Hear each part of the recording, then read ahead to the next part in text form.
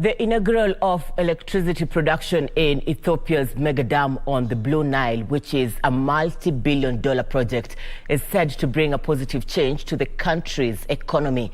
The manufacturing industries are to benefit from the $4.2 billion project. And here now are the details of this and much more across Africa.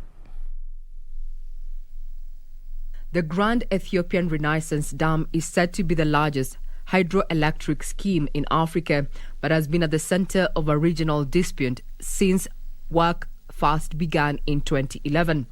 The $4.2 billion project is ultimately expected to produce more than 5,000 megawatts of electricity, more than doubling Ethiopia's electricity output. The dam has started generating 375 megawatts of electricity from one of its turbines. Ethiopia's government has said that this is a state project that will boost the production of various items, in turn making the economy grow. Meanwhile, Uganda has opened its bars and nightclubs after a 2-year shutdown due to the spread of COVID-19. Now the nightlife has returned to Uganda's capital of Kampala. The clubs and bar owners are now enjoying bumper trade and have their customers make a big comeback. Employees who lost their jobs due to the shutdown are now happy as they're back to work. The entertainment business in the country is now said to increase the economy. Finally, Africa's cannabis industry is projected to grow beyond a valuation of $7 billion by 2023, thanks to incessant demand and increasing legalization across the continent. This presents opportunities for African countries who for many years have failed to take advantage of the cash crop.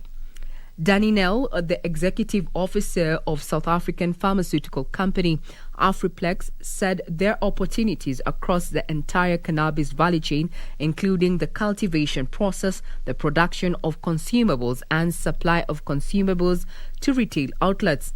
Lack of legislation has been the number one factor slowing down the potentials of cannabis in Africa for both medicinal and recreational use. Around the world, cannabis-focused companies such as Curaleaf Holdings, Aferia, or Organigram generate millions of dollars in annual revenues and have market capitalizations running into billions of dollars.